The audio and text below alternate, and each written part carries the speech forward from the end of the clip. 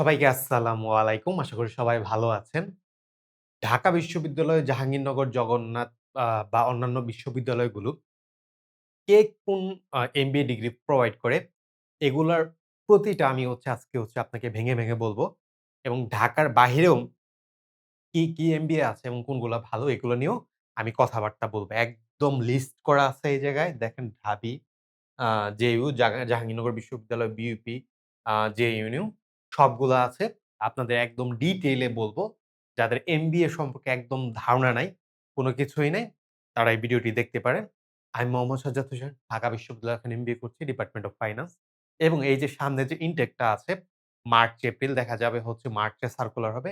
এপ্রিলে পরীক্ষা হবে বা এপ্রিল লাস্টের দিক দিয়ে পরীক্ষা হবে। এর জন্য যারা একটা গোছানো প্রিপারেশন নিতে চাচ্ছেন, তারা আমার কোর্সে জয়েন হতে পারেন। ডেসক্রিপশন বক্সে Facebook পেজের লিংক, WhatsApp নাম্বার সকল কিছু দেয়া আছে। এটা আমার WhatsApp নাম্বার। তো এখন থেকে একটা গোছানো প্রিপারেশন নিতে আ নেয়ার একটা মুখ্য সময়। এবং আমাদের যদি অনেকে বলে যে আমাদের সাকসেস রেটটা কত? এটা 90 থেকে 95% এরও বেশি। আমাদের ঢাবিতে প্রায় ১০০ প্লাস চান্স আছে এই গত ইনটেকে। তো আপনি যদি একটা গোছানো প্রিপারেশন নিতে চান, তাহলে আমাদের কোর্সে জয়েন হতে পারেন। তো ভিডিওতে চলে যাওয়া যাক।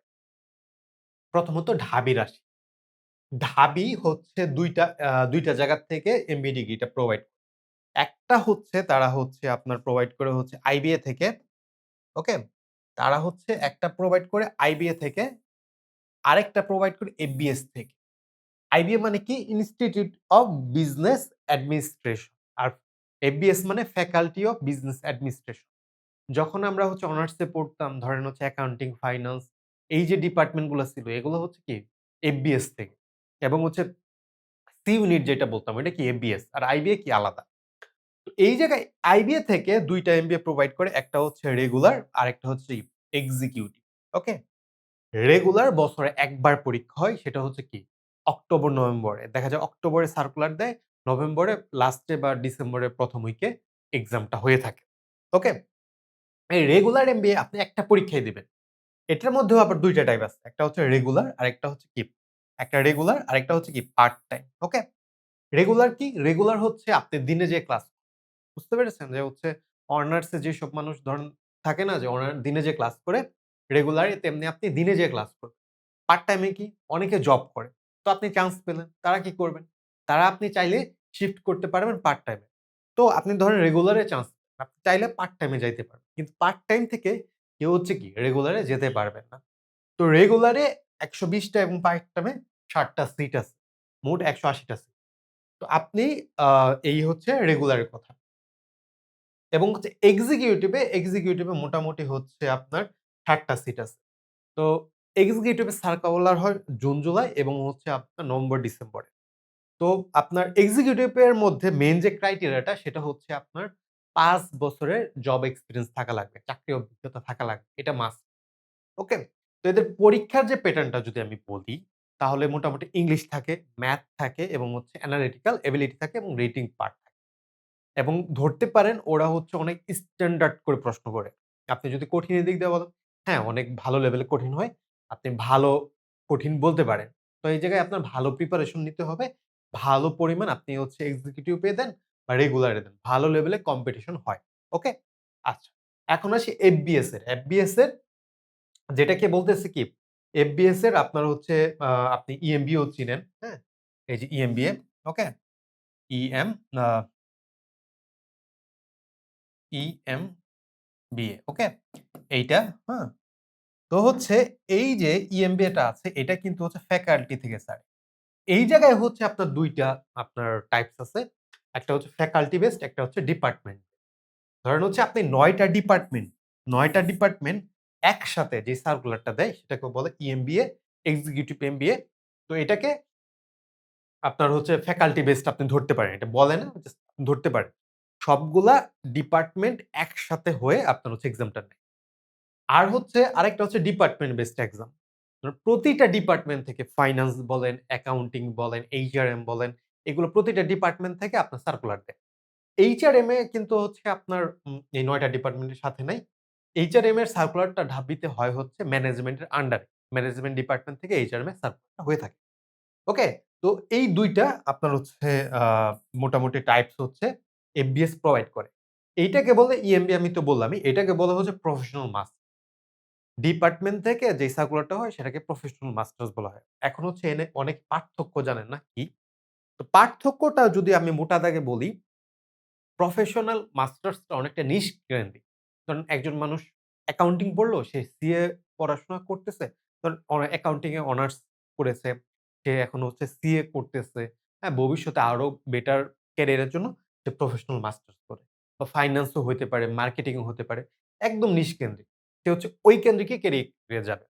আবার অনেকে আছে না যে হচ্ছে ভার্সেটাইল ক্যারিয়ার কর্পোরেট সেক্টর বা ব্যাংকিং সেক্টর ভার্সেটাইল তাদের জন্য হচ্ছে ইএমবিএ টা বেটার। ওকে? তো এটা গেল কি ঢাবি।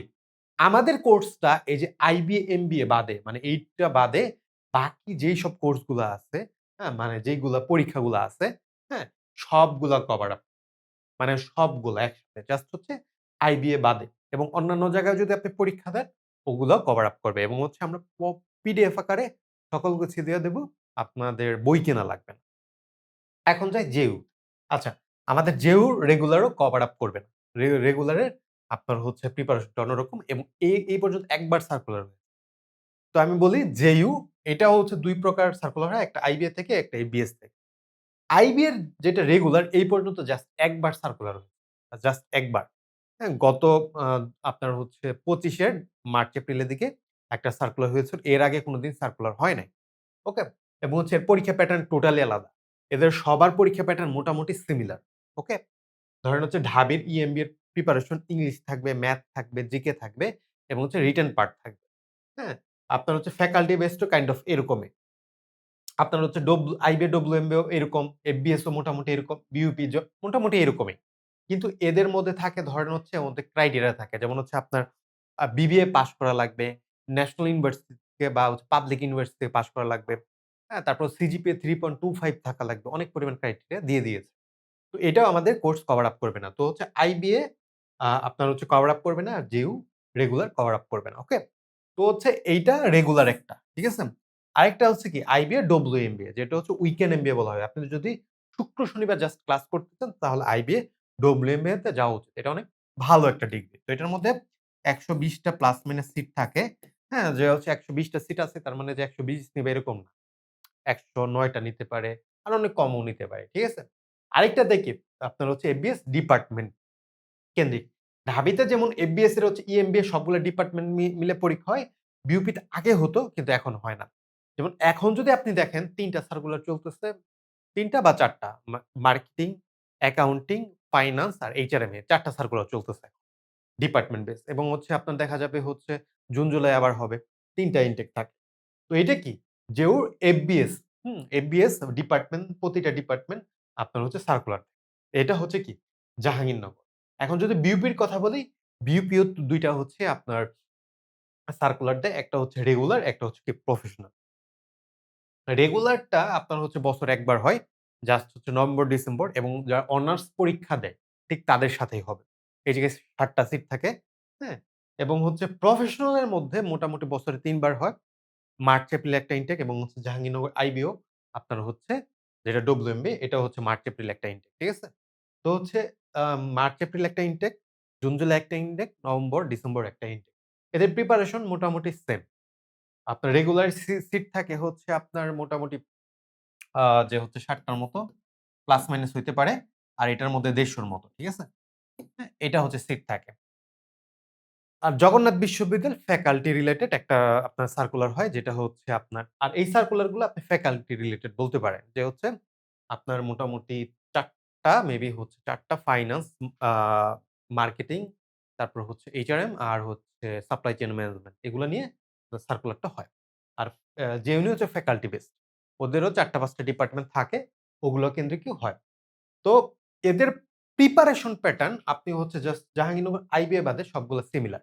ইংলিশ, ম্যাথ থাকে, জিকে থাকে এবং হচ্ছে রিটেন পার্ট থাকে। রিটেন পার্ট শুধু আ ঢাবি ইএমবিএ এবং হচ্ছে আপনার যে জাহাঙ্গীরনগর আইবিএ এই ২ টার মধ্যে রিটেন পার্ট আছে। আর বাকিগুলা রিটেন নাই। যে বিইউপিতে কোনো রিটেন নাই। কিন্তু আমি সবাইকে বলি যে ঢাবির পড়াশোনা অনেক বেশি। মানে অনেক বেশি কিন্তু হচ্ছে পড়াশোনা কঠিন না। কিন্তু হচ্ছে বিইউপির পড়াশোনা আপনার কম কিন্তু পড়াশোনার ডেপথ বেশি। মানে হচ্ছে একটা ধরেন ম্যাথে টাইপ করতেছেন, ওই টাইপের মধ্যে একটু ডেপথ এ ঢোকা লাগবে। আপনার বোঝা লাগবে ওই ম্যাথের মধ্যে কি হয়েছে। ওকে? টাইপ ধরেই করা লাগবে।